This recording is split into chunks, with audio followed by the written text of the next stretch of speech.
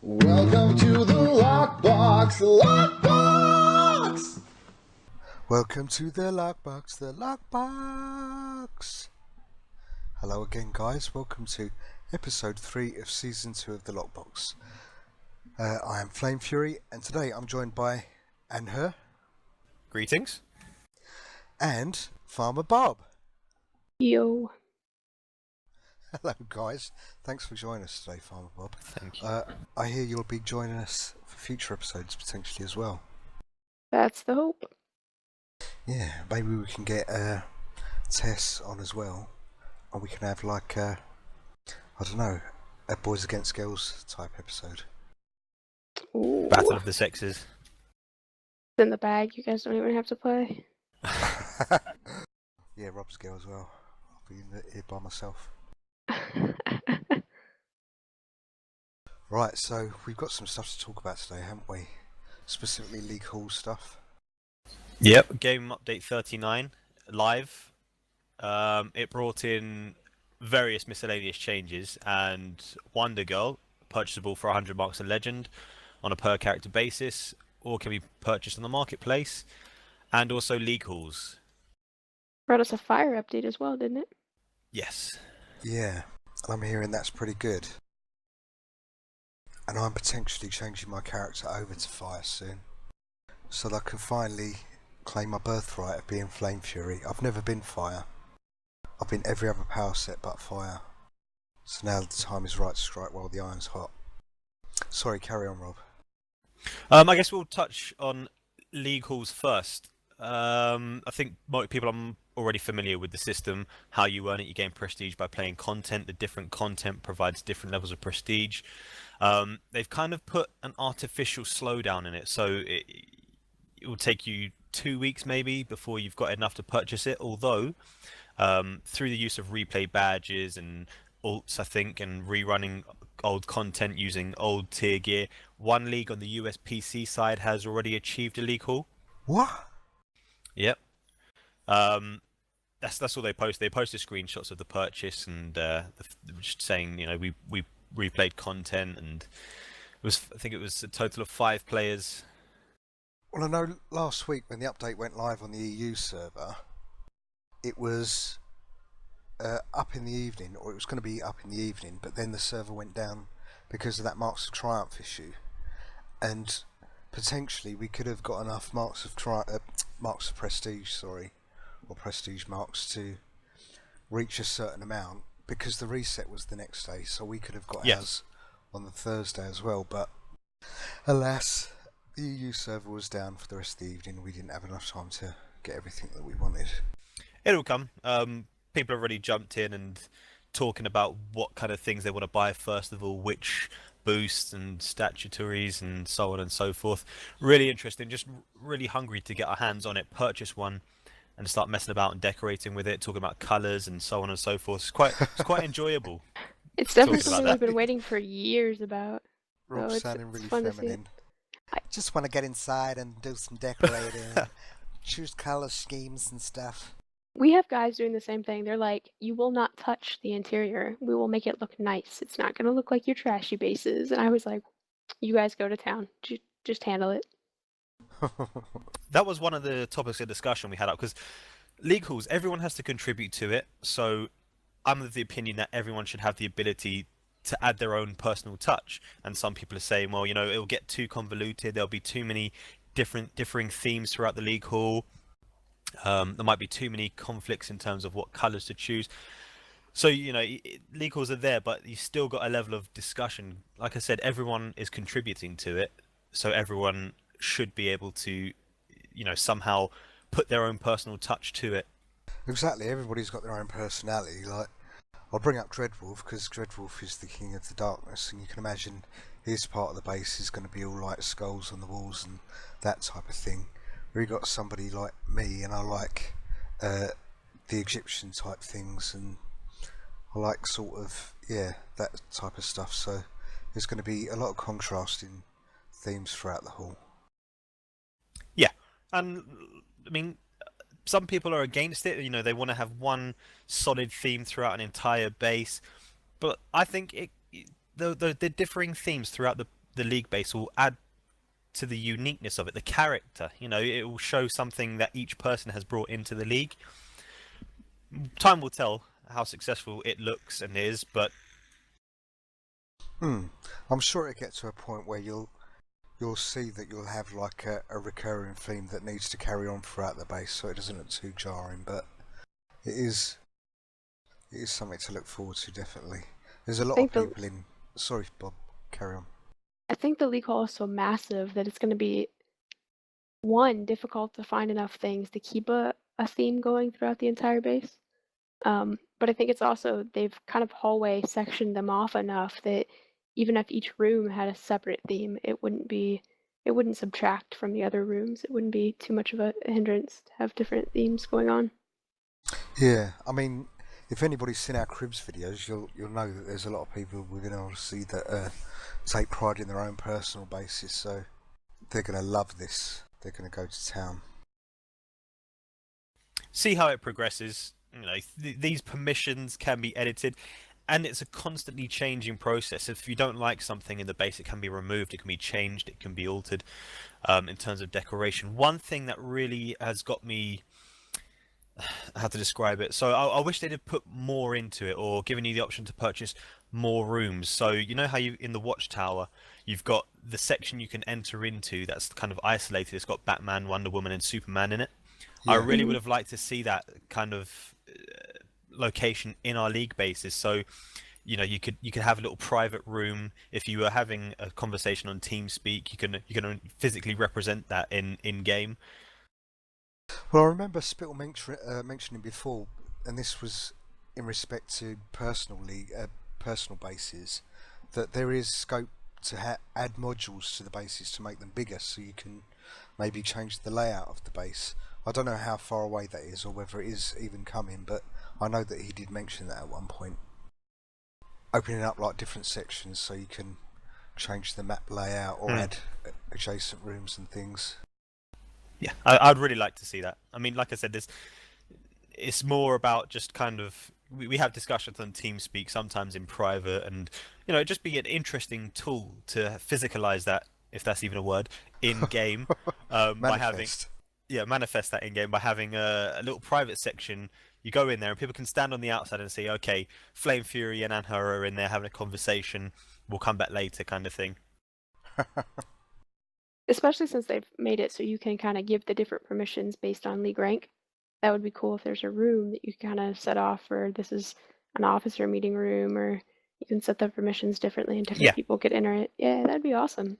That'd be nice, like a meetings room. I guess there's nothing to stop you from doing that yourselves, kind of thing. You'd find a little corner of your league base, and with the decorations, you could put up some blockages around it and kind of, well, I'm trying to remember what the name of the items called. People use them in their base all the time. The dividers, the separators, wouldn't be quite the same, but you know, it's very similar. People would just come along and smash them. True. But that's okay because we're in private on TeamSpeak. They didn't really interrupt us. Yeah, I suppose. But if you've got some mad new member running around, jumping on the league table, meetings table, it could get a bit distracting. The other concern was that the decorations and items themselves will be small in scale comparatively to the league base. In your own personal base, they fit perfectly fine. But in the league base, they might be a bit too small. I was having a discussion earlier on TeamSpeak, actually, like touching on base items, that I mean now would be a really good time to add something into the game where you can go out into the world. You see in like Metropolis, Chinatown, all these different shops, and maybe opening some of those up so you can actually purchase base items rather than relying on them to drop or buying them off the auction house. Having a list of different base items that you can buy as you would in a shop. Yeah, I could see that working. Perhaps not with great selections or choices, because I think the idea is they want you running content to gain prestige and potentially gain the base items. So if they just put them on a vendor, then you've got less incentive to run perhaps some of the lower tier content. It wouldn't even have to be like rare drops though. Like you can keep the rarer drops like the pool table and stuff and content. Sometimes I just want like the dividers you were talking about earlier. I don't think they're really all that rare.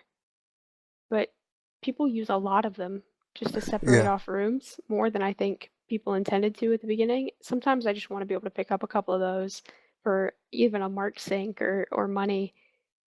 Because I know those luxurious room dividers, they look really cool in your base. And I think they drop in the Gorilla Grodd duo. And I mean, I very rarely run that now. And I very rarely see them on the auction house either. But it'd be nice to be able to buy something like that straight off from Definitely. a vendor. What are you thinking about the new league management tools? Like being able to peek into people's characters. I feel a bit naked actually. That you can just like look at my name in the league list, see how many skill exposed. points and stuff.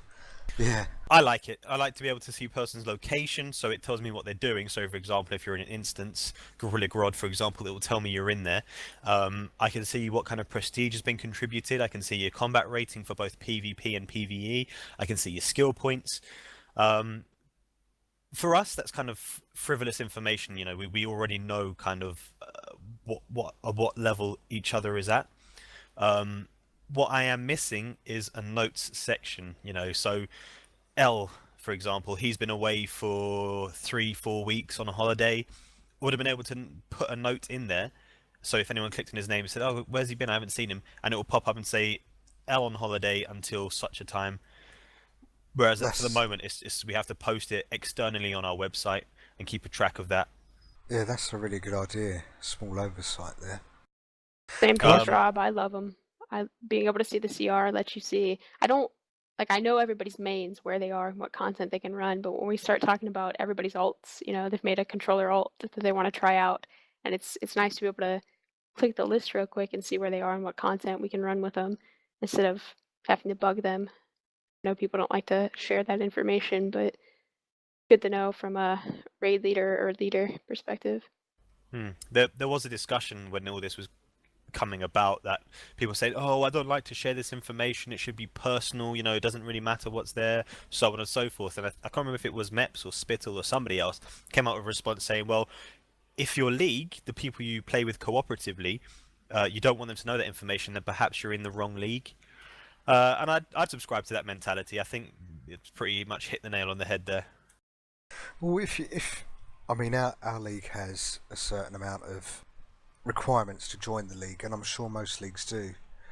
And I mean, you can actually see now if people were actually telling the truth on their application, if they had Yeah, a certain amount of skill points or whatever.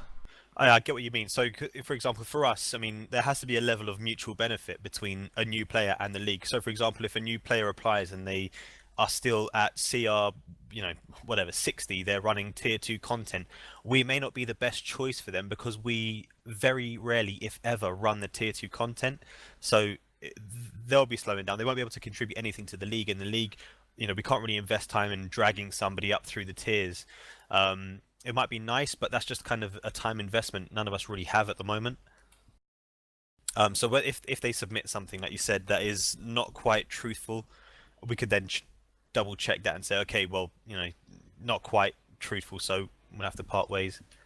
Yeah, because it gives you a chance to see how much time people have invested in the game as well. Like, I mean, skill points is an important thing to the game, especially now with weapon mastery. And if somebody's like trying to join your league and say that the requirement is 120 skill points to join the league, and they say, yeah, I've got 130, but then you find out that they've only got 70 skill points, but they've said on their app as well, yeah, I've been playing the game for 3 years, then you're going to wonder straight away, well, what were you doing in those 3 years to not have this certain amount of skill points? You're obviously telling porky pies.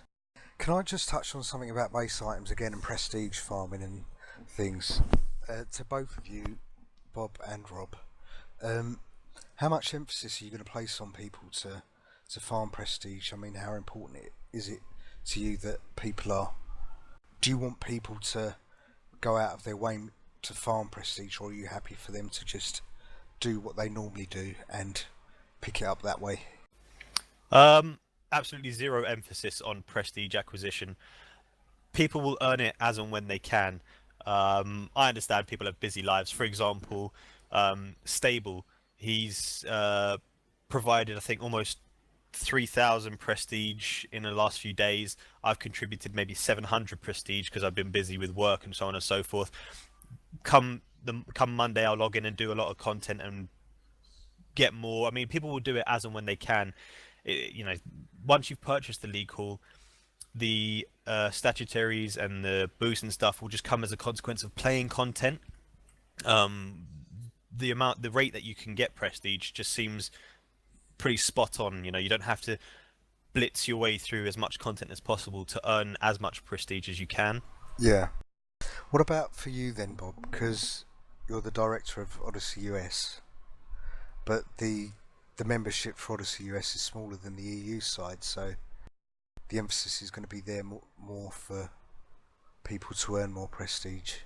How do you feel about that? I actually have the same attitude as Rob. I've wanted league halls. I've been around for a while, heard about them, wanted them as much as everybody else. But I mean, we're going to get one. We will eventually get one. Whether that's going to happen this week or next week or the week after, we'll get one, and we will get the statues and we will get the items that people want to use. I sometimes feel like in just the past few days on the US server, people have been pushing too hard on prestige. Like it's turned into you're doing something in game to earn prestige or you're not helping at all.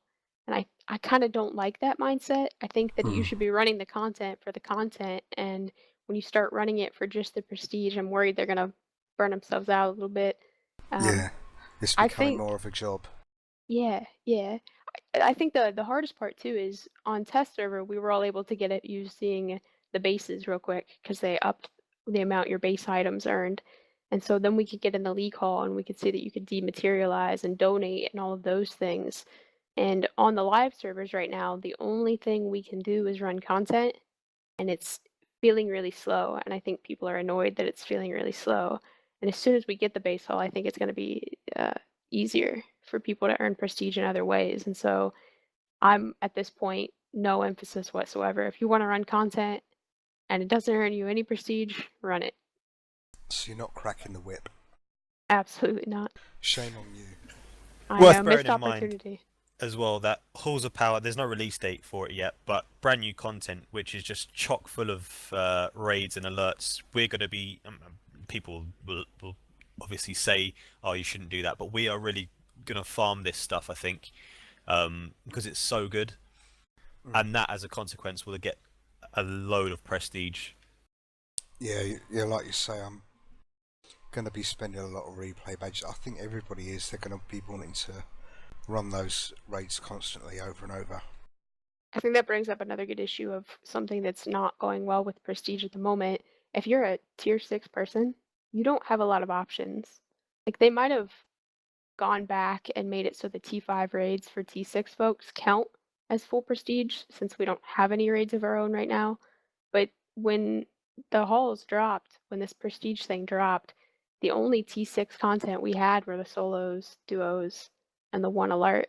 And so you were very hindered if you were a league that was only full of tier 6 members. And not only that, when you're approaching the cap, sorry I'm eating a biscuit while I'm talking, you've got the diminishing returns as you approach that cap as well, haven't you? So that's a bit more annoying. We will undoubtedly be talking about, there's a thread on the official forums which I'll bring up in a bit, but we'll undoubtedly be talking about league halls in the future. I think for the moment we should draw a line under it there and talk about the other part of the update, which was, as Bob mentioned, the fire updates. So the synopsis here: with game update 39, we've made improvements to fire. Fire has new damage mechanic improvements that now ensures fire has the same damage potential as weapon mastery. Combo powers, i.e. light, celestial, rage, dot powers, i.e. nature and electricity, and pet powers, sorcery, earth. Fire users can now use a number of new mechanics centered around channels and casts to cause superior damage output. Yeah, so basically you can, mostly everybody that you see as a DPS or whoever, mostly everybody is using weapon mastery for damage purposes, but fire, I've seen videos of people using powers again exclusively, certain rotations of powers to have the potential to put out as much damage as they would if they was using weapon mastery. Yeah, I've not seen anything firsthand. I really truly hope that what they've said in this synopsis is true, that you can keep up with that with weapon mastery through combo powers, and so on and so forth. Because as it stands, I don't quite see how that would be possible. Weapon mastery is the king, and people are saying that on the forums and discussions that nothing comes close to it at the moment.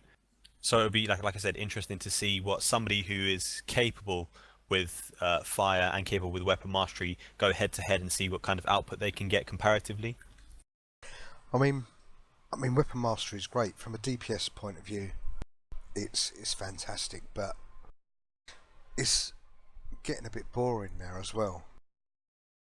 Doing the same thing over and over and over and over Yeah. and over and Oh over. yeah, I hate it. So with these powers, the power rotations, going back to what you did before and spamming those whatever rotation you use, it adds a bit more variation into it and a bit more thinking about what you're doing as well, and making up new rotations and getting the best out of them. But then I do have to applaud them for kind of their ideas on this. They've made it, if I'm not mistaken, if you do the powers in a certain rotation, you kind of get power returns. Is that right?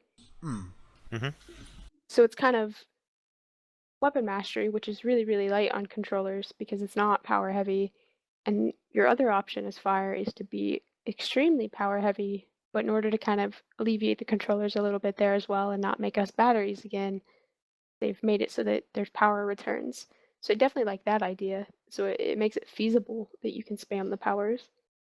yeah, I mean, it's a bit of a weird one for me when I think about it, because weapon mastery is so simple to use, high damage output, very power, but resourceful, but a bit boring when you use it over and over again.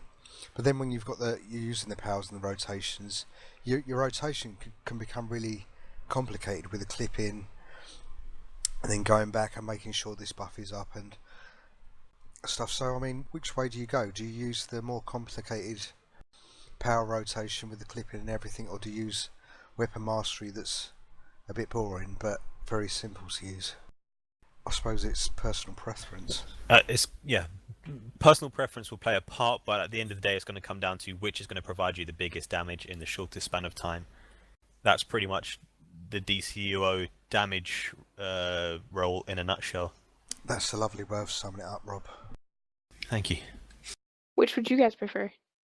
If they both output the same amount of damage in a utopia, they output the same amount of damage, would you rather do the weapon mastery that's easy, or would you rather do the awesome mechanic that's a little harder but more centered towards your power set? I think I'd still go for the weapon mastery because it's lazy. Yeah, it's situational. I mean, if I'm fresh and ready to go and play some content, then I'll be quick on the draw, do some awesome power mechanics. If I'm laid back and I don't really fancy putting that much effort in, it'll be weapon mastery. Plus, using the powers as well, you get the chance to see all the different animations, and it looks a lot better as well. Yeah. But I'm gonna go for weapon mastery. It's easy, but a bit boring. Next segment. Yep. Forum threads. Usually I try and draw out 3, but the forums are quite repetitive at the moment. Very little in the way of discussion. But one of the bigger discussions going on at the moment is the clarification that the currency used for Halls of Power will be different. It will not be Marks of Fury. It will be Marks of Power. This is for DLC 11. This is for DLC 11. So just to put it out there, just bear in mind that this is the same tier, still tier 6. There is new vendor purchasable equipment that gives superior stats, but it is still classified as tier 6 point whatever. So these marks of power you can't use to buy the gear sets from DLC 11, can you? Because that would still be Marks of Fury. DLC 10, yeah. Amazon's DLC Fury 10, will sorry. still use Marks of Fury. These can only purchase things from the Halls of Power DLC. And this, I believe, we were speaking about this earlier, this is how it's going to be from now on, that each consecutive DLC will have its own marks. During a tier, yeah, that seems to Yeah. be the insinuation that while you're in a specific tier, every DLC in that tier gets its own unique mark, and then at the end of the tier, everything goes back to Triumph for the new tier to get unique marks. And we've had this discussion before, the fact that DLC 10 did not provide what we would enjoy. It was more of a small group to solo based content. The marks you could acquire were limited, and purchasing the gear was standard pricing, so it would have taken quite a long time. You know, you could blitz through replay badges if you wanted, but I didn't really fancy that this time. I didn't fancy going through solos and duos over and over again. Yeah. And so we thought, you know what, when DLC 11 Halls of Power comes out, it's going to use the same currency. We get all this new content. We get so many raids. We get alerts, an operation. We could go in there, gain loads of marks, buy the new stuff, and then backtrack to the Amazon Fury stuff. That can't be done at the moment. So if you want to get the Amazon Fury stuff, you will have to play Amazon Fury content. I wonder how this is going to work though, because with DLC 11, those raids, especially the lockdown one that we were speaking about in the last episode, is particularly hard. So if you're not going in there with a full set of the current tier 6 gear, it's going to be even harder for you. It will. Sorry, go on.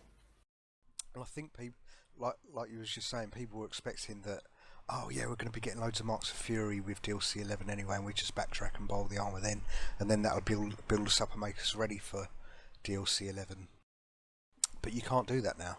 You're gonna, if you haven't farmed DLC 10, you're going to be going in the gear that you've got. Just going back to what you were saying, you know, yes, our stats will be lower. The fights are going to take longer. There is a potential for more one-shots, but I don't think it's going to be a game changer for us. If we want to do lockdown, we will do lockdown. As long as, you know, everything falls into place, you get the damage out. It's, you know, usually it might take. When we did it on test server, we completed it in, what was it, half an hour, 35 minutes. But on live, if we haven't got the tier 6 gear, it might take us, say, 50 minutes. And that's just the way it will go until we get the new stuff. There are, like I said, alerts and operation, and the easier style raids to get the marks, to buy the new gear, and then backtrack if people fancy doing that. Plus, I guess there'll be like lower bits of gear dropping anyway in the new content that you can wear and mod up if you want to make things a bit easier. I'm not actually convinced it'll be all that more difficult. It seems like we're back to kind of the paradox wave part of what makes some of the content hard, in that when the boss leaves the tank and they go to somebody else, it's a one-shot anyway, no matter what gear you're wearing. So I know the tank we took in on one of the test runs on test server for lockdown was only wearing the 92 gear anyway, and I don't think he went down once. So I think 92 gear, maybe even some of the Scion or Vestments gear, will be fine if your group communicates and actually knows how the content goes. But whether you're wearing 90 gear or 94 gear, a one-shot's going to be a one-shot. Yeah. Can you buy synthetic? Will you be able to buy synthetic mods in DLC 11? Like the tier 6 mods? I If don't memory remember seeing serves, synthetic 6s anywhere. I can't remember, mate, to be honest, because the thing is, on test server, you've got a vendor you go to, you can get everything you wanted. So I just after we tested it first in our basic gear, then we bought this new stuff. I just went straight there and got it. I can't remember. I think there will be synthetic 6s on the Amazon Fury vendor, purchasable for marks of Fury. But again, don't they have 5 experts right now, though?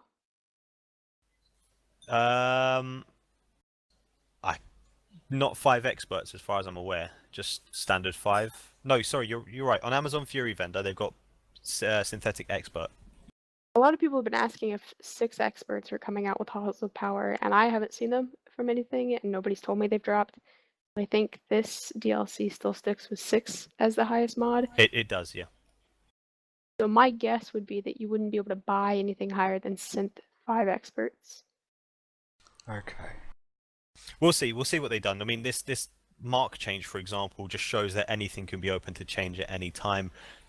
The test server is pretty much done. People have gone in there and reported the bugs that they could find.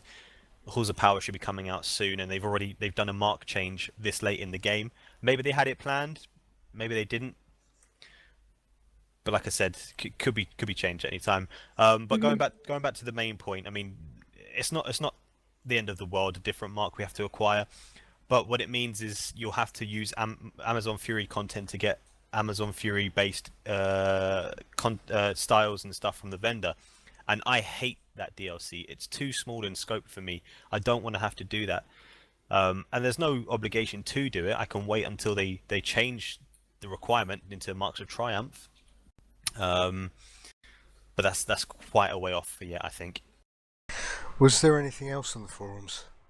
Yes, second thread, going back to league halls. I know people are already getting bored of discussing it, but it's basically surrounding smaller leagues getting the shaft. So they're saying if you're a small base league, you don't have lots of members, then you're going to take longer to acquire your stuff, your league base, your league hall, the boosts, and so on and so forth. And they have a point. Yes, if you are smaller in stature, you're going to take longer to earn your prestige. But the point is, don't sacrifice and change your dynamic just because you want to keep up with the Joneses. What major benefit is a league hall going to provide you when the content itself doesn't require these boosts anyway? It is for bragging rights, though. I mean, I can understand it. Smaller leagues are going to want a league hall. You want something to be proud of, but I mean, it's going to be the same with any game that you play, any MMO with this sort of content in it, where you can build a league base or whatever. It's going to be the same. Saying that though, I mean, just because every other MMO does it doesn't mean DCUO has to follow suit. So that kind of argument, I don't think, has a place in this. Not to dismiss what you're saying, but it doesn't matter what MMO brand X is doing. The facts remain that they stated they did checks on the number of leagues, the size of leagues, the population of active players between a certain period of time, and the end result are the numbers that they've given us. It's the average. You can't argue with that. It's not open to interpretation. So if that makes what sense. are you saying then? Are you saying that if a league is smaller, it should be easier for them to attain a league hall? No, I'm saying that the way it is now is perfectly fine. Smaller leagues will take longer. So, for example, it takes us 2 weeks to get ours. It takes a smaller league 4 weeks to get theirs. It really doesn't matter at the end of the day, because if you're that kind of league, what we're doing isn't going to impact you. It doesn't change their gameplay. It doesn't change what they're going to do or how they want to strive to progress and succeed.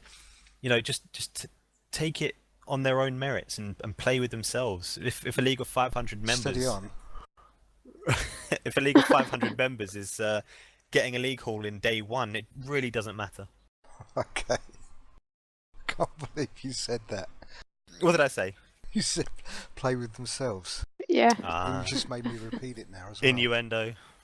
But does that make sense what I'm saying? Yeah. You know, they shouldn't be worried about what everyone else is doing. Focus on what they do. We haven't changed our dynamic. We've got, what was it, between 25 to 35 active members. We're not going to start recruiting a load of people because we want to get a league hall faster.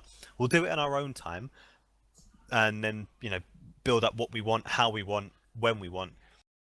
I Well think some of the said, worry is, though, that some folks are doing just that, though. Some leagues are recruiting just to recruit. And then once they get the league hall, who knows if these people that thought they now had a league still have a league. Yeah, that's a fair point, but I did respond to this thread. I said that it doesn't matter what kind of system they introduce, it will always be open to manipulation. So Yeah. if they'd have just based your purchase cost of a league hall on the amount of members you have, then they'll start kicking inactives or people who aren't getting enough prestige in a week, or, you know, they have too many alts that aren't getting enough prestige. They'll start removing them in order to reduce their size and make the purchasable cost smaller. Does that make sense? yeah. I just cannot envisage a system that wouldn't be open to that kind of manipulation. Just a word to people out there that might be listening, though, that if you are leagueless at the moment, if you've not wanted to join a league, and then suddenly you're getting invited to every league going, you're getting invites from everywhere. Be very wary about the league that you join, because you need to be aware that these people might just be trying to bolster their ranks, and like we've just said, you may not be in that league for very long when they get their league call. So any league that you join, just check them out and do a bit of research on them first. Here. Well, I guess that just about covers everything that we wanted to speak about today, unless anybody's got anything else. Just one thing from me. What I'd like to ask the listeners and viewers, do you have some DCUO based commentary? Do you have DCUO based video content? Any illustrations, drawings that you want to share? Please send them to us. You can post links in the comments section, message us directly in game, so on and so forth. We'd really love to have a look at this stuff and then display it on our channel and link into it. You know, we'd try and get more involvement from other people in the community, kind of thing, if that makes sense. I mean, potentially we can even introduce pictures or content, fantastic raid runs in the background on the podcast. Yeah. While the podcast is going, so that you can see what's going on. We can do it in the background. So anything like that would be great. We'd really love to hear from you. But anyway, that's the end of another Lockbox, episode 3, season 2. I'd like to say thank you to Farmer Bob. Thanks. and her. Thank you, sir. And for myself, Flame Fury, over and out. And remember, guys, it ain't never ends. Bye-bye. See ya.